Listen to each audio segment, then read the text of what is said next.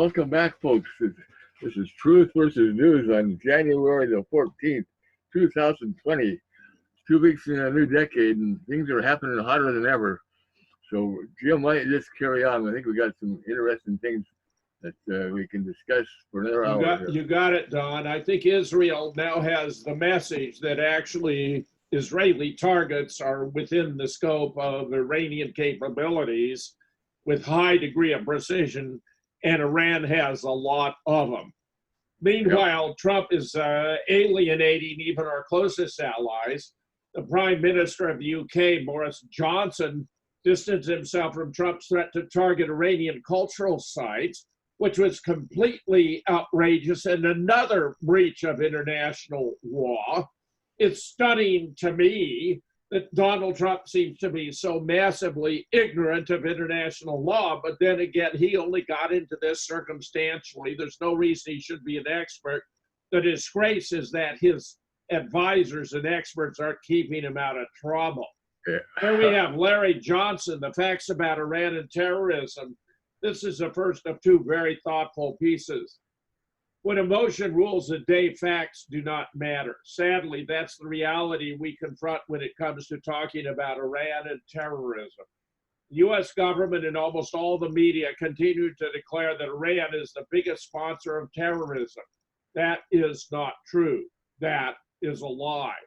I realize that calling this assertion a lie opens me to accusation of being an apologist for Iran, but simply look at the facts. Here is the most recent U.S. State Department claim about Iran. Iran remains the world's worst state sponsor of terrorism. The regime has spent nearly $1 billion a year to support terrorist groups that serve as its proxies and expand its malign influence across the globe. Iran has funded international terrorist groups such as Hezbollah, Hamas, and Palestinian Islamic Jihad. It has also engaged in its own terrorist plotting around the world, particularly in Europe. In January, German authorities investigated 10 suspected Islamic Revolutionary Guard Corps Quds Force operatives. In the summer, authorities in Belgium, France, and Germany thwarted an Iranian plot to bomb a political rally near Paris. In October, an Iranian operative was arrested for planning an assassination in Denmark. In December, Albania expelled 2 Iranian officials for plotting terrorist attacks. Furthermore, Tehran continued to allow an AQ facilitation network to operate in Iran, which sends fighters and money to conflict zones in Afghanistan and Syria, and it has extended sanctuary to AQ members residing in the country. You notice what is absent? A list of specific attacks that caused actual casualties. Plans and plots are not the same as actions. If Iran's malevolent influence was so powerful, we should be able to point to specific attacks and specific casualties. But you will not find those facts in the U.S. State Department report because they do not exist. The statistical annex that details the attacks in the group responsible reports the following. Note this well. The Taliban was responsible for 8,509 deaths and 4,943 injuries, about 25% of the total casualties attributable to terrorism globally in 2018. With 647 terrorist attacks, ISIS was the next most active terrorist organization, responsible for 3,585 fatalities and 1,761 injuries. Having conducted 535 attacks, Al-Shabaab was responsible for 2,062 deaths and 1,278 injuries. Boko Haram was among the top 5 terrorist perpetrators with 220 incidents, 1,311 deaths, and 927 injuries. It should be noted that local sources do not always differentiate between Boko Haram and ISIS West Africa. Not a single group linked to Iran or supported by Iran is identified. Look at this table from the statistical analyst. No Hezbollah, no Hamas. If a country is going to sponsor terrorism, then we should expect to see some terrorist attacks. The attacks that are taking place are predominantly from Sunni-affiliated groups that have ties to Saudi Arabia. Not to Iran. In 2016, Iran supported various Iraqi Shia terrorist groups, including Kataib Hezbollah, as part of an effort to fight ISIS in Iraq and bolster the Assad regime in Syria. Iran views the Assad regime in Syria as a crucial ally, and Syria and Iraq as crucial supply routes for weapons to Hezbollah. Iran's primary terrorist partner, Iran has facilitated and coerced through financial or residency enticements, primarily Shia fighters from Afghanistan and Pakistan to participate in the Assad regime's brutal crackdown in Syria. Iranian-supported Shia militias in Iraq have committed serious human rights abuses against primarily Sunni civilians and Iranian forces, which have directly backed militia operators in Syria with armored vehicles, artillery, and drones. The United States is upset with Iran because it has thwarted the U.S. covert action in Syria. It was the United States, along with the UK, Saudi Arabia, and Turkey, that helped ignite and escalate the civil war in Syria. Why? The Saudis and the Israelis were growing increasingly concerned in 2011 about Iran's spreading influence in the region. And what enabled Iran to do that? We did. When the United States removed Saddam Hussein and destroyed the Ba'athist movement in Iraq, the Bush administration thought it was a dandy idea to install Iraqi Shia in positions of leadership.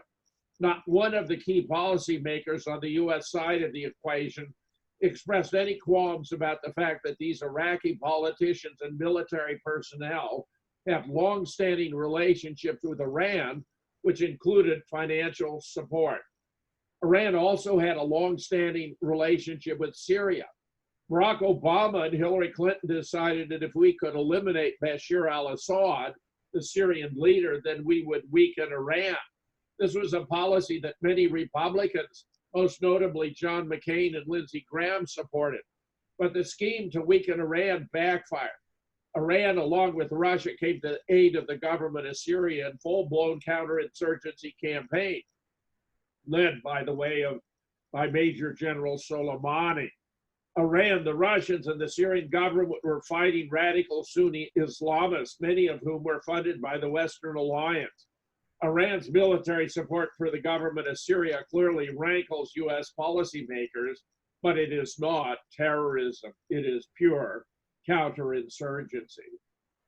That's from Larry Johnson, a brilliant CIA analyst. Here from Ron Paul. Why I don't trust Trump on Iran. President Trump and his Secretary of State Mike Pompeo told us the U.S. had to assassinate Major General Qasem Soleimani last week because he was planning imminent attacks on U.S. citizens. I don't believe them. Why not? Because Trump and the neocons like Pompeo have been lying about Iran for the past 3 years in an effort to whip up enough support for a U.S. attack. From the phony justification to get out of the Iran nuclear deal, to blaming Yemen on Iran, to blaming Iran for an attack on Saudi oil facilities, the U.S. administration has fed us a steady stream of lies for 3 years because they are obsessed with Iran. Really, it's Israel that's obsessed, and they're using the Trump administration as a conduit. And before Trump's obsession with attacking Iran, the past 4 U.S. administrations lied ceaselessly to bring about wars on Iraq, Afghanistan, Syria, Libya, Serbia, Somalia, and the list goes on. At some point, when we've been lied to constantly and consistently for decades about a threat that we must take out with a military attack, there comes a time when we must assume they are lying again until they provide rock-solid, irrefutable proof. Thus far, they have provided nothing. So I don't believe them. President Trump has warned that his administration has already targeted 52 sites important to Iran and Iranian culture, and the U.S. will attack them if Iran retaliates for the assassination of General Soleimani. Because Iran has no capacity to attack the United States, Iran's retaliation, if it comes, will likely come against U.S. troops or U.S. government officials stationed or visiting the Middle East. I have a very easy solution for President Trump that will save the lives of American service members and other U.S. officials.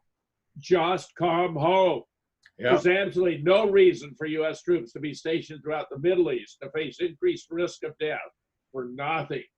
In our Ron Paul Liberty Report program last week, we observed that the U.S. attack on a senior Iranian military officer on Iraqi soil over the objection of the Iraq government would serve to finally unite the Iraqi factions against the United States, and so it has. On Sunday, the Iraqi parliament voted to expel U.S. troops from Iraqi soil.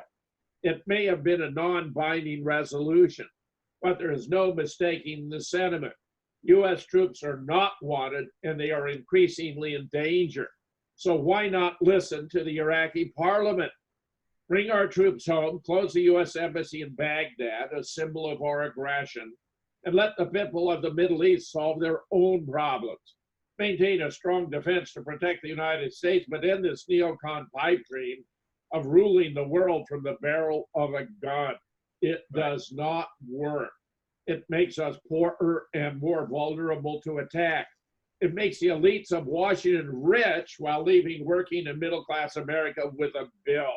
It engenders hatred and a desire for revenge among those who have fallen victim to U.S. interventionist foreign policy. And it results in millions of innocents being killed overseas. There's no benefit to the United States to trying to run the world. Such a foreign policy brings only bankruptcy, moral and financial. Tell Congress and the administration that for America's sake, we demand the return of U.S. troops from the Middle East. And here we have a very appropriate free thought project image. Opposing Iran war doesn't make you conservative or liberal, it makes you smart. Despite the establishment telling Americans otherwise, the United States is marching directly into a major conflict with Iran that could have catastrophic implications. The two-party paradigm's grip on Trump supporters has them shifting from previously supporting Trump's anti-interventionist stance on which he campaigned into full-on support for a senseless and dangerous war. This is the exact same scenario that unfolded with Obama when he turned the anti-war left into a pro-war interventionist. If you stand against this escalation, according to the establishment, you are anti-American. But in reality, you're just smart. Scott, I think that says it all. Tell us more about your thoughts.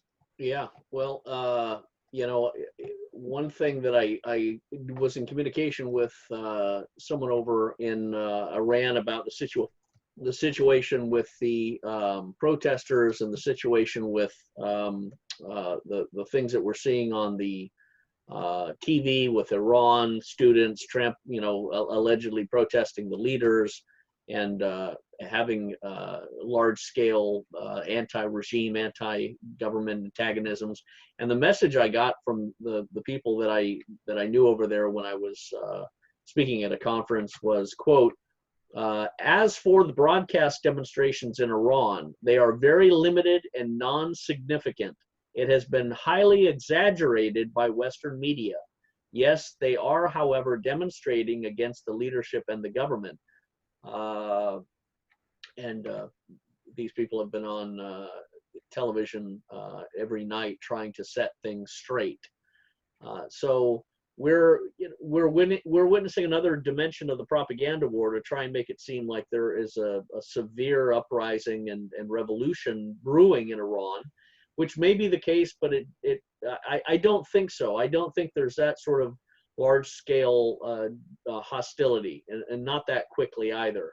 So I would say we're doing the same thing in Iran that we were trying to do in Venezuela.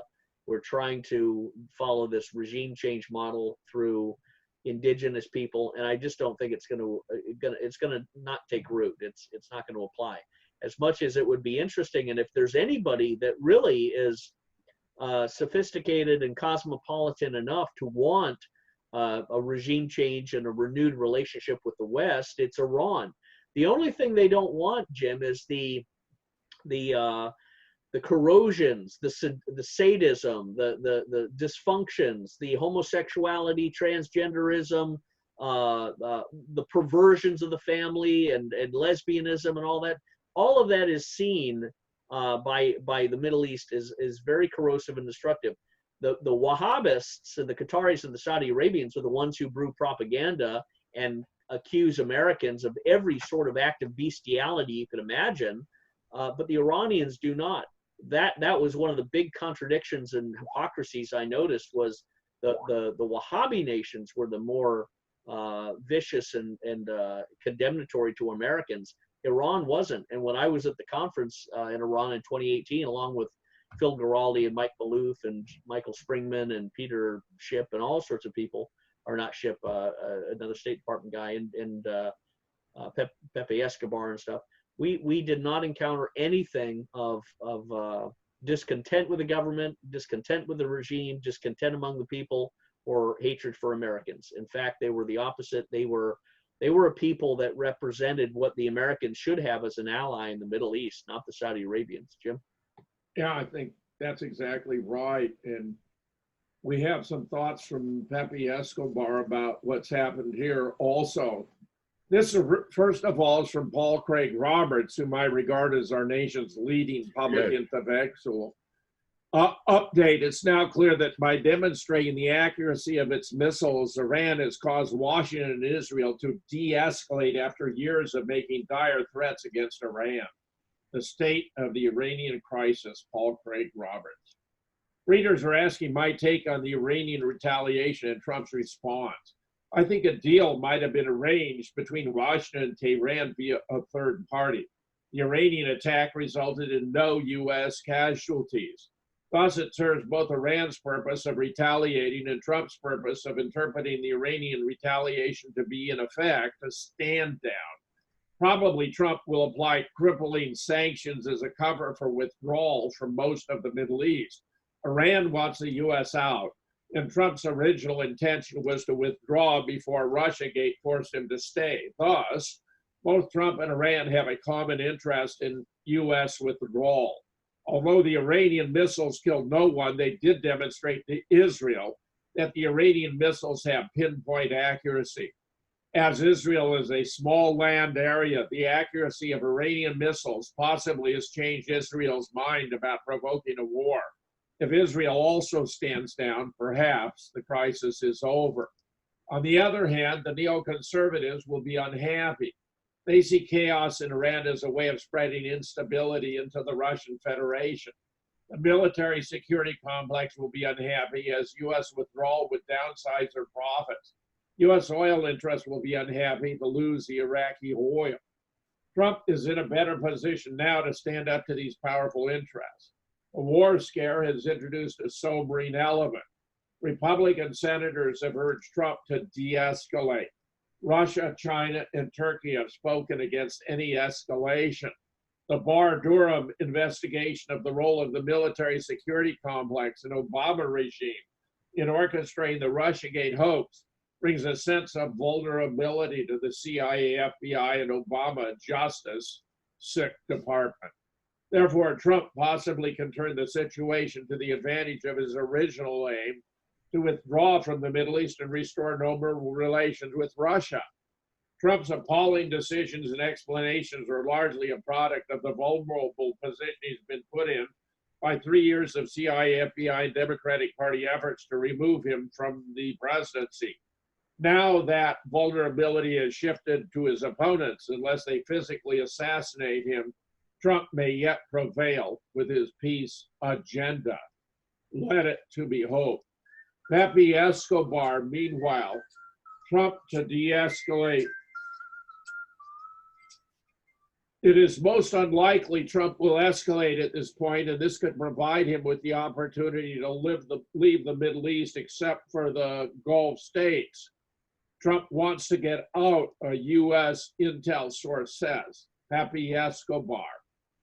President Donald Trump will de-escalate the crisis with Iran when he speaks to the nation at 11 a.m. Eastern Time on Wednesday, a U.S. intel source has told me, which indeed he did. Last night, Iran retaliated for the assassination of Major General Qasem Soleimani with missile strikes on 2 U.S. military bases in Iraq. So far, there have been no casualties reported. Iranian Foreign Minister Javid Zarif said that the ballistic missile strikes launched from Iran completed Tehran's military action. A top U.S. intel source sent me this analysis in response to a detailed question. It is most unlikely Trump will escalate at this point, and this could provide him with the opportunity to leave the Middle East, except for the Gulf states. Trump wants to get out. The fact that Israel would be hit next by Iran is promised, among others, by the IRGC, as well as Hezbollah's Secretary General Hussein Nasrallah, will probably cause them to pull back and not order Trump to bomb Iran itself. Depka Mossad acknowledged that Iran's offensive missiles cannot be defended against. Its secret is that it hugs the ground going underneath the radar screens. The source referring to the Hafez cruise missile with a range of 1,350 kilometers already tested by Tehran. What is amazing is that Iraq has allowed U.S. troops into their country at all, after seeing over 1 million of their people murdered by the U.S., if we include the 500,000 dead children during the 1990s, as acknowledged by Madeleine Albright during the no-fly sanctions imposed upon Iraq, which were also a form of collective punishment in violation of international law. The royals in the UAE told me this is because Iraq is more corrupt than Nigeria. Wow. Judd Deere, the press secretary of the White House, confirmed on Tuesday night what I learned earlier from another source. The White House said Trump, in a phone call, thanked Hamid bin Hamad Al Thani for Qatar's partnership with the United States, and they discussed Iraq and Iran. According to my source, who is very close to the Qatari royal family, Trump actually sent a message to Tehran via the Emir. The message has two layers. Trump promised sanctions would be canceled if there were no retaliation from Tehran, something that Trump simply wouldn't have the means to assure, considering the opposition from Capitol Hill, and that there would be de-escalation if Tehran came up with a proportional response. Iranian Foreign Minister Zarif described the Iranian missile strikes as a proportional response. That may explain why Trump did not go on TV Tuesday night in the U.S. to announce total war, as much as neocons may have been wanting it.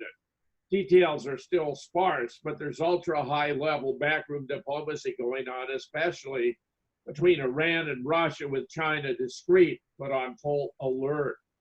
Meanwhile, however, if that was Trump's proposal, he appears to have contradicted it by announcing new sanctions, calls for peace after the Iran missile attack. President Donald Trump, he would only level additional economic sanctions in response to the missile attacks leveled by the Iranian government, calling for peace with a regime. Well, I think this is double dealing by Trump, and I'm very, very disturbed and troubled, especially because this is wreaking havoc on the Iranian people, totally unjustly and once again in violation of international law as a form of collective punishment. Confirmed, Trump White House used a Swiss back channel to de-escalate the Iran conflict. The Duran's Alec Christoforou and editor-in-chief Alexander Mercorsi discussed how the Trump White House worked through the Swiss embassy immediately following the death of Soleimani to de-escalate the crisis with Iran. Cutting through the fiery comments, tweets, and media propaganda, Trump worked diplomatic back channels to find a way out of a potential war scenario. The latest fact reported by the Wall Street Journal shows once again the neocon wing of the Trump administration manipulated the U.S. president in his decision to take out Soleimani. Well, Soleimani is still dead. Scott is not coming back. It was an outrageous action, and I'm just troubled that Trump has squandered such remnants of goodwill as we may have had lingering in relation to our relations with other nations. Well, again, I met Soleimani's daughter when I was in Iran at part of the conference. Mike Malouf, Phil Giraldi, myself, we met a lot of interesting people. Marzia Hashimi, we met Soleimani's daughter. Very, very happy, joyful, smiley young lady, had a couple kids, and was very interested, positive towards us. And there was no condemnation, there was no viciousness, there was no anger, there was no resentment, there was no finger pointing, there was no allegations of or some sort of emotional anger at America and the Middle East. There was genuine interest, and that leads me to believe really Soleimani would have been the best person, besides the fact that he was obliterating ISIS. He would have been the best person to back channel network and communicate through to establish powerful relations with Iran. If there was one person that could have theoretically overthrown a lot of the deep state dimensions of the Iranian government and stuff, it would have been Soleimani. If there was one person that could have negotiated a back channel diplomatic settlement and triangulated this language with the United States, it was Soleimani. He was a military person. He'd been in war for 20 years. He'd been fighting bad guys. He'd been fighting the Iraqis when the U.S. was backing them. This guy was General Lee, General Grant, General MacArthur, and General Patton put together for the Iranian people. This was not a thug of Osama bin Laden. This was not any of these puppets that the U.S. has put together. This was a very real hero to the Iranian people. And any accusations of deaths of American citizens and stuff under his watch is complete propaganda. Yeah, there are Americans that were killed, but a lot of them were killed by Mossad Israeli agents in Iraq that were pretending to be Arabs and blaming this on the militias because they were sowing chaos. They wanted chaos. They still do.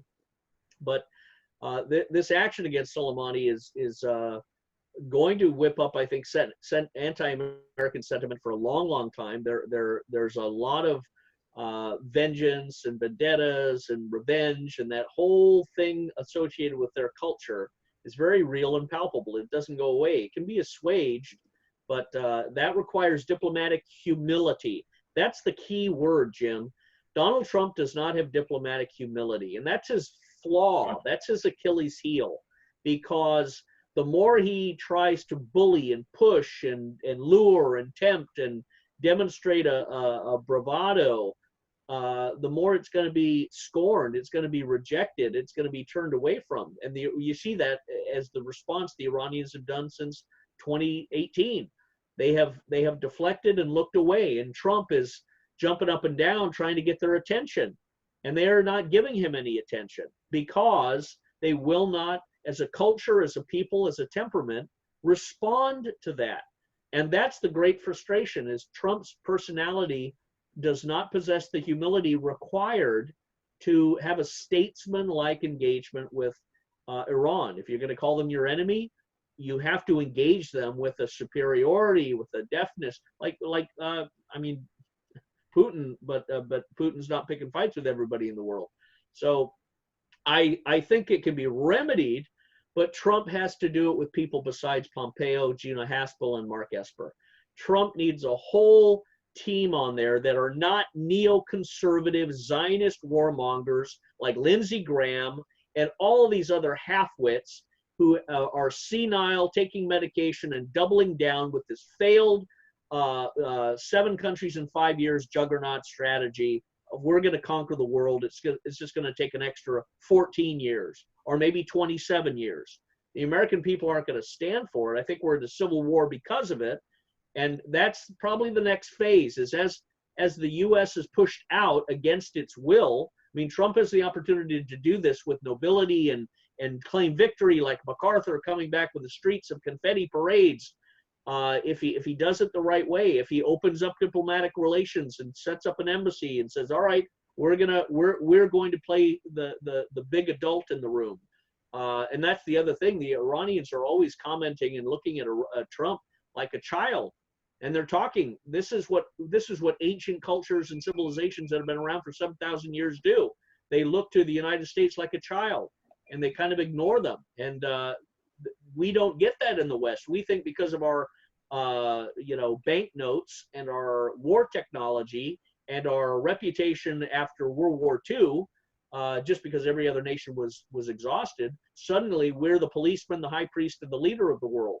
that's not going to be accepted. That's no longer accepted. That's rejected. That's going to be increasingly rejected through economic, political relationships, from the Silk Road to BRICS to the Shanghai Development Corporation to the Iranian, Right. Russian, Chinese naval alliance.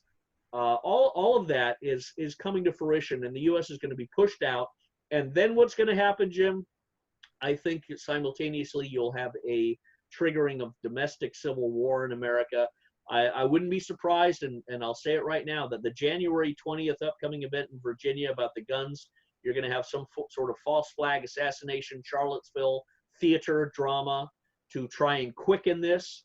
And as the Civil War quickens, as they're trying to confiscate on guns occurs, you're going to have a removal of the U.S. And military, and perhaps a very aggressive attempt to take over the United States. And maybe Trump again abandons all of his prior commitments and promises and engages in this attitude that he said before, we'll just take all the guns and do the due process later.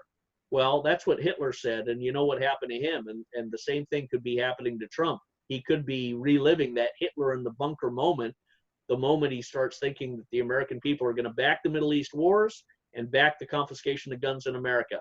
And the sad thing is, if he goes that way, not only will he end terribly, but his whole family will end. That's, I think, what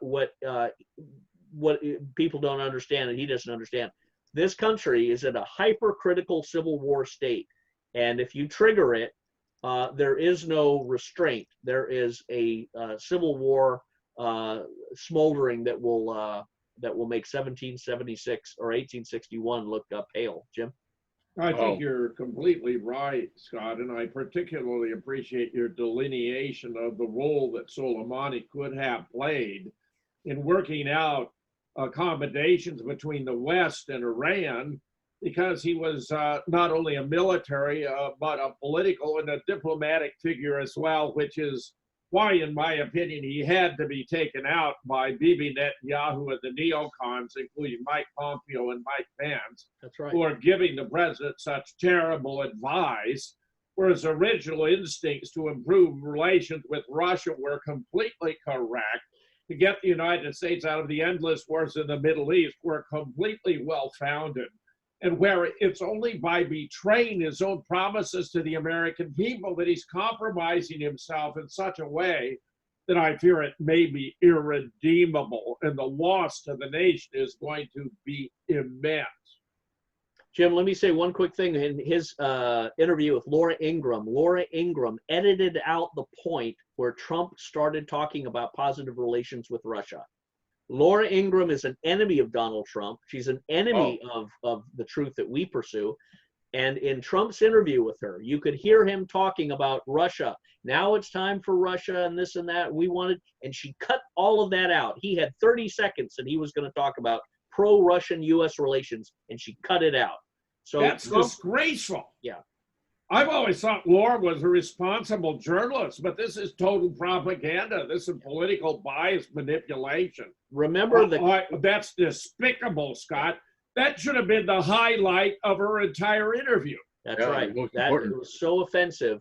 But it follows the pattern of the Catholic animus against the Russian Orthodox religion. The Catholic animus is palpable. Sean Hannity has it. Laura Ingraham has it. Tucker doesn't because he's Episcopalian. But it is a religious animus, deeply rooted. And you also see that when Laura Ingraham was told by one of her interviews about one of the people being, it was Nancy Pelosi or someone, one of these Democrats being criticized for their political activities or their stance on abortion and stuff like that because they're a Catholic, they're supposed to, and you could see Laura Ingraham just grow hostile because they can't stand any. Can't stand seconds. The last they don't like the last 30 seconds, Don. They're cutting me out again. Well, I was just simply saying that there they do it again. It's like we're in a fish finder on a boat. When we go over we go over these big leviathans, they start troubling us. Meanwhile, Trump threatens war crimes against Iran. Congress must stop him. I've already been underlining and defining those war crimes, including the punishment of the cultural centers, the collective punishment of the sanctions, not to mention the assassination of their leading general, not to mention the violation of Iraq's sovereignty, human rights, and global wrongs. Trump has already committed the crime of aggression against Iran, and he's now threatening to commit a war crime if he carries through on his January 4th promise to target Iran's cultural sites. The United States has violated the United Nations Charter on prohibition on the use of military force. This is the time to raise our voices and demand that our congressional representatives put a halt to Trump's illegal war making. It should be clear to any legal analyst that Donald Trump's catastrophic decision to order the illegal assassination of Iranian Major General Qasem Soleimani and Iraqi senior military leader Abdul Mahdi al-Mohandes constituted the crime of aggression and violated both the United Nations Charter and the U.S. War Powers Resolution. The January 2nd drone attack that killed Soleimani, al-Mohandes, and al-Mohandes' public relations chief were the deadliest escalation of Trump's maximum pressure campaign against Iran since his May 18, 2018 withdrawal from the Iran nuclear deal. In May 2019, 1 year after Trump pulled out of the agreement, Secretary of State Mike Pompeo claimed U.S. intelligence had concluded that Iranian-sponsored attacks on U.S. military personnel were imminent. The New York Times said the administration made that allegation without evidence to support it, which it's now essentially withdrawn because it had no basis in fact. Scott Ritter, who's a notable Marine Corps intel officer, served in the Soviet Union as an inspector implementing the INF Treaty in General Schwarzkopf's staff during the Gulf War, and from 1991 to 98, a UN weapons inspector has reported accurately, I believe, Iran holds all the cards in coming Middle East conflict with the U.S. unless Trump is ready to drop tactical nukes. Iran has promised retaliation for the assassination of Qasem Soleimani. Donald Trump, this will lead to a disproportionate response from the U.S. One side can deliver on its threats, the other can't unless it goes nuclear.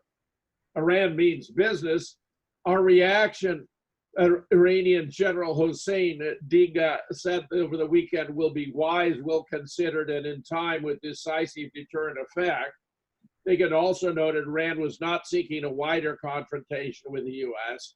It was America that has started the war, therefore, they should accept appropriate reactions to their actions. The only thing that can end this period of war is for Americans to receive a blow that is equal to the blow they have inflicted, which was not, in fact, what happened, I believe, because of the back channel negotiations.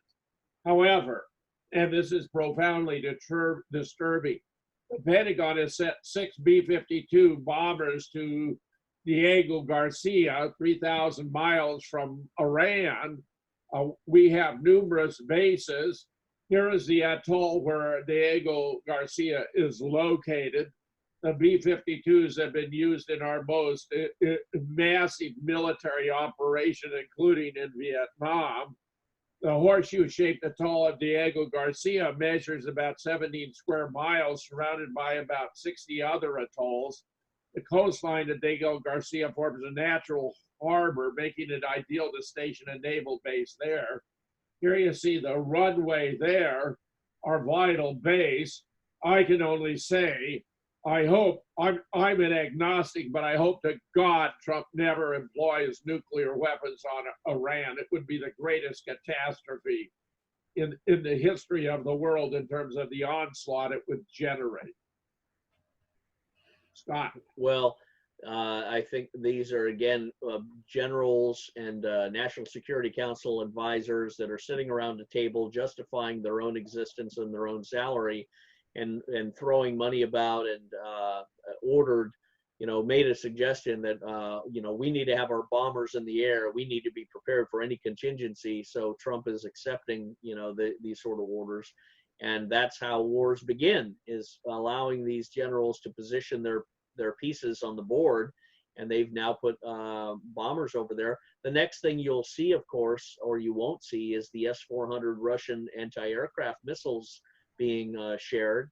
And the moment I think the U.S. gets pathological and starts to try and engage in a real military strike will be when you have a military defense counterstrike by Iran using Russian technology and Chinese technology. And I wouldn't be surprised now if the Chinese are going to, and the Russians are going to establish a permanent naval presence in the Gulf and begin to establish a Chinese construction agreement, because in a sense that's one of the other guarantors of Iranian security, is to have human shields in country, have Russians, have Chinese in country for construction purposes, and therefore if you kill a bunch of Chinese and Russians, guess what? You've got their country against you, Jim. Yeah, absolutely right, Scott. And let us hope it does not come to any of this, because I'm convinced Iran will attack Israel and virtually obliterate that tiny mass of land justifiably, completely justifiably. And the world will not mourn its passing. Meanwhile, the Virginia Beach City Council has passed a Second Amendment resolution becoming a Second Amendment constitutional city, as have so many of the counties and other municipalities in Virginia. Matt Brackett has given us very wise counsel, in my opinion. Richmond, the mother of all buffalo jumps, knows how the Indians would stampede the buffaloes over a cliff. Be the Indian, not the buffalo. Matt Brackett. The more I ponder the mass demonstration being promoted by the Virginia Citizens Defense League for the annual lobby day at the Richmond Capitol on the 20th, the more it looks like a disaster in the making. I wish it were otherwise, but I see many times more downside risk than possible upside benefit. Even if Virginia Senate Bill 16 is passed, banning nearly all semi-automatic firearms, the new law will be challenged in court. And given the potential dire outcomes, the case will rapidly ascend to the Supreme Court. This process will take years, and Governor Ralph Northam and the Democrat majority of the legislature may be voted out in the meantime and the law overturned. So why, before all that happens, go charging into Richmond in just a few weeks? Will rapidly anti-gun urban Democrats be convinced to change their minds because of a mass rally by their despised, deplorable enemies? Not a chance. Instead, it will only harden their resolve. Now let's look at the downside risk, which I've divided into overlapping scenarios from best to worst. Scenario 1, best case. Even if nobody is seriously injured on January 20th, which now, of course, is no longer weeks away, but only days, some percentage of the Second Amendment crowd or anti-gun trolls posing as such in order to discredit them will show up wearing camouflage while waving long guns, Confederate battle flags, and, as in Charlottesville, even some Nazi swastika flags. No matter what the VCDL intends, this fringe element will become the national media image of the entire event. And trust me, these morons and bad actors will show up in Richmond. Believe it or not, there is actually a lunatic element that considers Charlottesville to have been a victory for the far right, because now everybody knows we're here to fight. The same could be said about Pickett's charge and Custer's last stand, moral victories. Yeah. Right. Scenario 2, the bus brawl. Buses from afar can only arrive in cities and peacefully discharge their many passengers with the helpful cooperation of local law enforcement. Picture one or more buses full of rural pro-Second Amendment supporters, mostly boomers, and many packing their legal concealed carry weapons, pistols, being attacked after law enforcement deliberately directs them down Antifa Alley. Watch this Andy No video from Portland to see how buses swarmed by Antifas. Folks arriving in dozens of buses will be extremely vulnerable in tight city quarters. Back to my Richmond scenario 2. On exiting the bus or buses, a rumble predictably results with law enforcement suddenly nowhere to be found. Antifa clubs are answered by Glock 6 and 911s. Then a law enforcement sniper on a rooftop sees a drawn pistol and kills the two-way supporter with a rifle shot to the head. In panic and confusion, a dozen more pistols are drawn. All hell breaks loose, leading to scenario 3, Waco Twin Peaks Redux. For the past several months since announcing their proposed gun bans, Governor Northam and prominent Virginia Democrats have been receiving threats of bodily harm, up to and including being hanged from lampposts as traitors. Be aware that the governor's mansion, Northam's house, is also located on Capitol Square. Take it as a settled fact that there will be Virginia State Police and federal law enforcement, FBI and ATF snipers on every rooftop parapet surrounding and overlooking the square.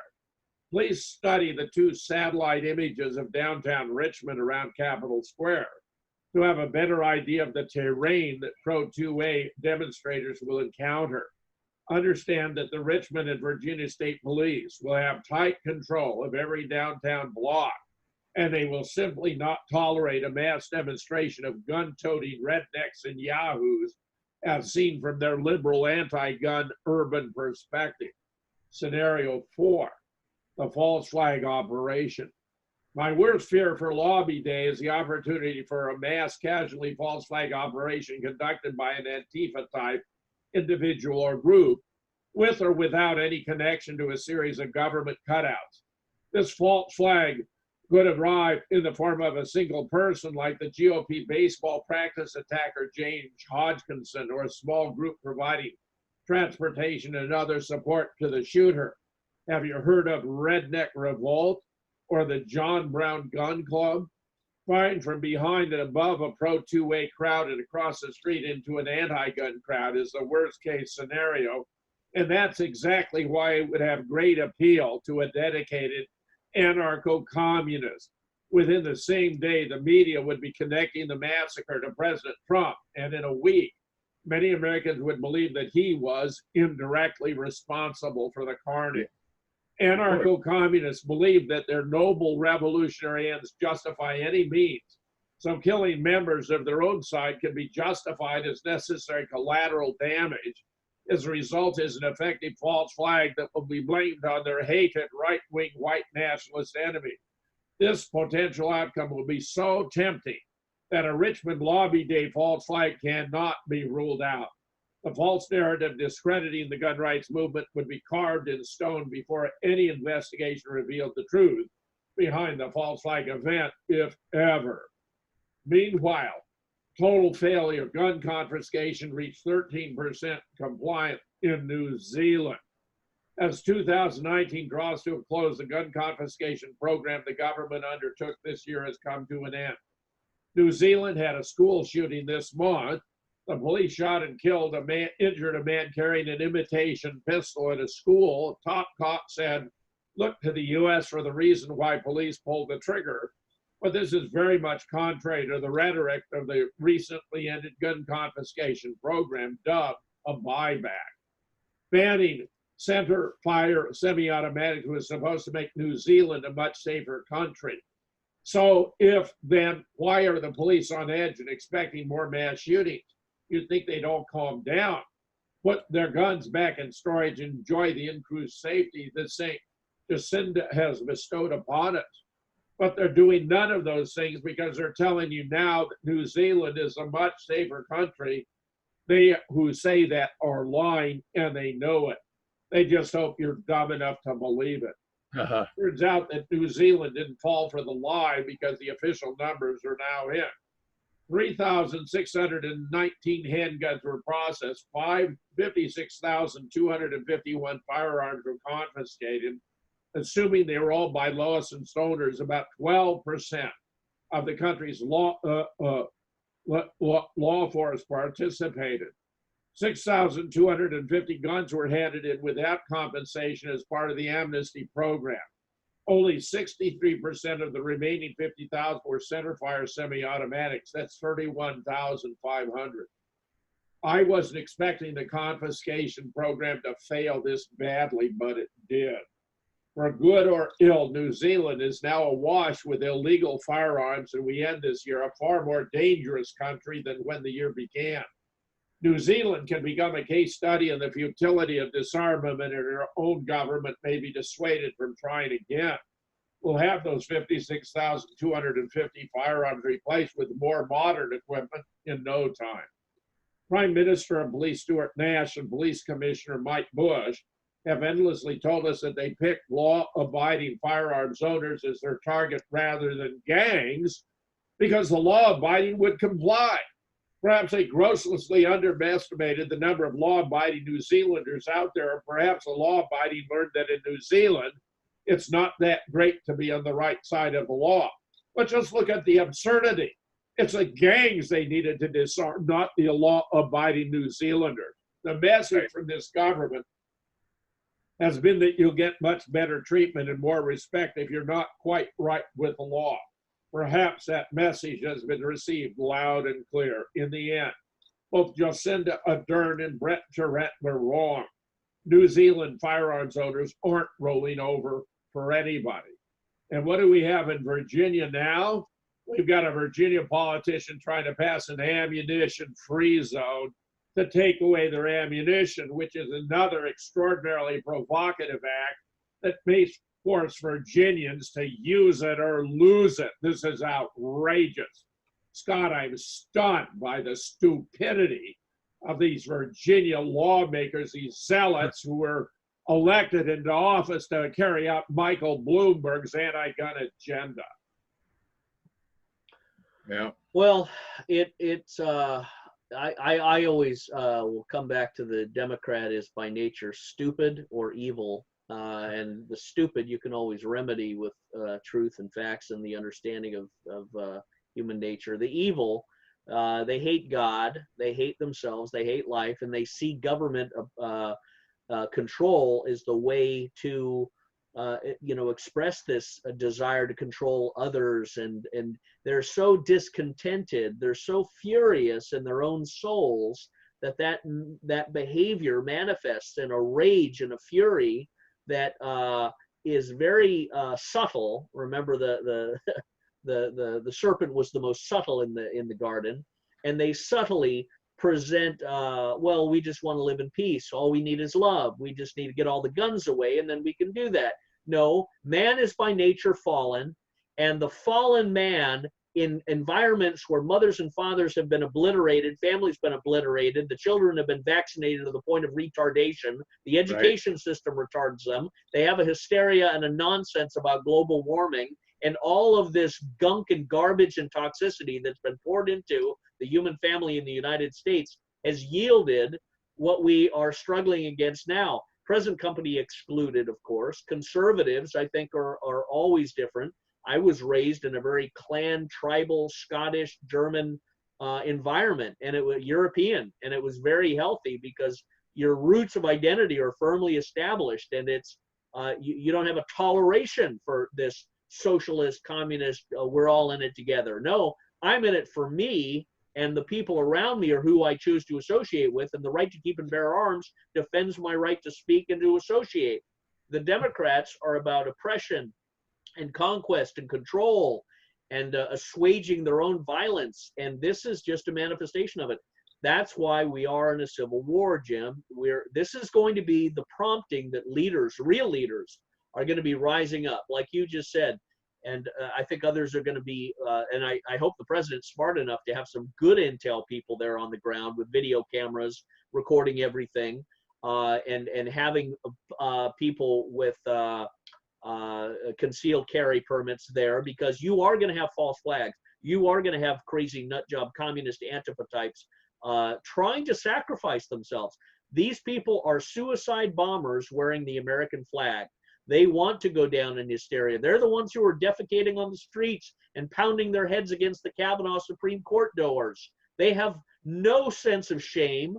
They're dead in their souls, and this becomes a mission. When you see them at restaurants screaming at idiots who warrant screaming at, like Ted Cruz and others, but still these idiots are out there screaming at the top of their lungs because that's their nature. Rage, screaming, madness, and torment.